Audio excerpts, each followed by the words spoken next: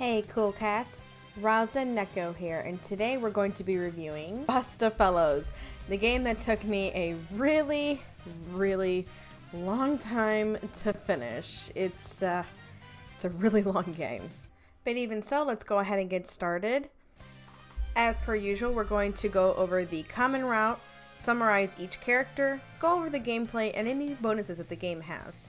Just a bit as a warning, this game is quite strict on what can be shown and what can't be shown. I'm only able to show photos from the prologue all the way up to chapter 2 only.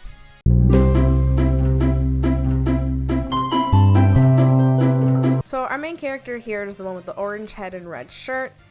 If you don't change her name is Tetua. She's currently a journalist and is currently trying to find a scoop in the city that she lives in. She comes across this guy here named Limbo, who's known as a crooked lawyer who helps some of the sleaziest people win some of the most difficult cases. She tries to get an interview with him, but he slips through her fingers. When she does see him again, unfortunately, he gets killed. So what is the girl to do? But to jump back in time and try to save his butt. In this game, your superpower is to be able to go back in time, but every time you do, you end up in someone else's body. So when she does end up going back in time, she ends up in a prisoner's body. Even with this difficult situation, she takes advantage of it and calls for a lawyer while in this person's body. And of course, the lawyer that she calls is Limbo. Even with the body that she's in, she's trying to convince him not to go to that certain spot where he was killed. He doesn't believe her, so she tells him to take out everything in his pockets, and she tells him to meet her at a cafe where she's going to be able to say everything that was in his pockets. One of the fun things about this game is that you actually get tested on it. The first thing you get tested on is to see if you can actually remember in a timed manner everything that was actually in his pockets. You also go through a personality test and answer some other questions, but not too many. And depending on what you are able to answer, that actually helps lead you to a certain character's route. Whether you remember much or not, you end up with Limbo and his friends and a lot of shenanigans. One of the first shenanigans being is that you help make sure that he actually stays alive. So with his friends and their talents, they recreate the scene to make sure that not only does he live, but they also find the culprit who is trying to take his life.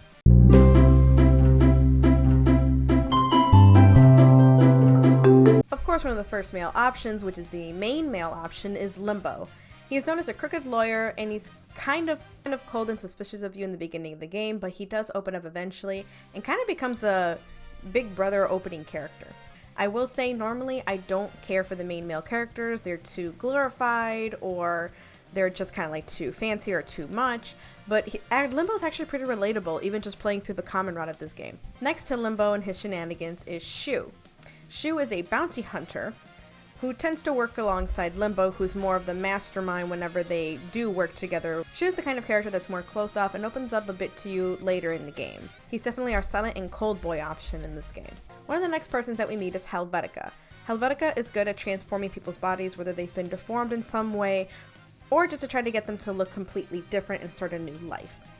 As you can see here, he's definitely a flirt, very popular among women, and actually has tendencies to change himself into a woman in a game depending on what it's needed for. Next we have Mozu, who is the Dandetta of this game. Dandetta again being a character that seems pretty closed off, monotone, straight-faced, doesn't seem to show much emotion. So the goal to be able to read this character is just listen to what they say and see what they do. He's definitely super sweet. Mozu also works with cadavers, so dead bodies, either diagnosing them or just being able to put them to rest. And loves a good kitty cat.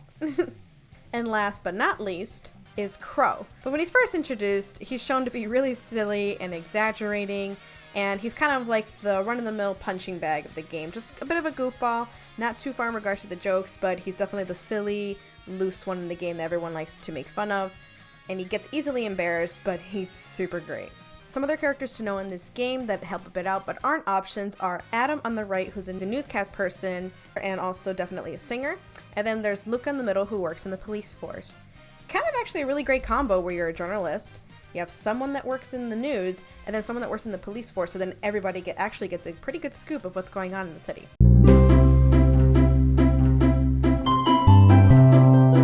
This game has a lot of things to offer. For example, let's start with the gameplay. You go through the first 4 main episodes where choices are made to lead you to a certain character. Once you unlock a certain character, you read their A side of the game. Once you finish, you can open up their B side. The more you unlock, the more folders that you can unlock as well, such as an extra story of Full Circle and also some bonus stories.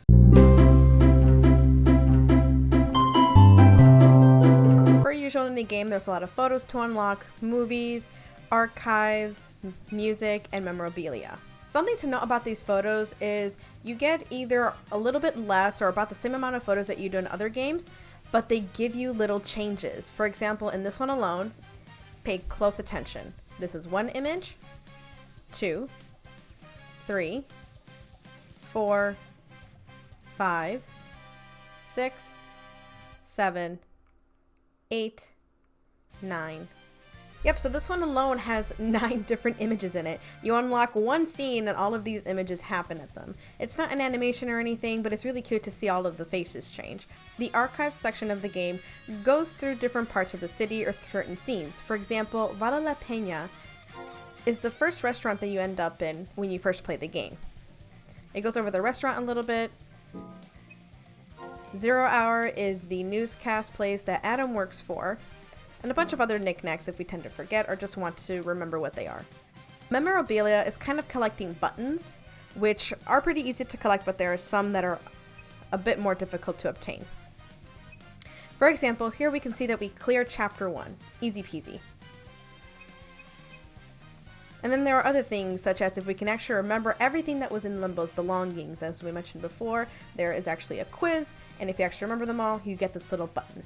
Again, due to copyright, I can't show all of them, but they have buttons for chapters, buttons if you unlock certain scenes, or just certain things that happen in the game. This game actually has a lot going for it. It's more realistic. You don't have to explore a new world. It explores some darker content, such as people having to go through immigration, doing some dirty work, living a dark life.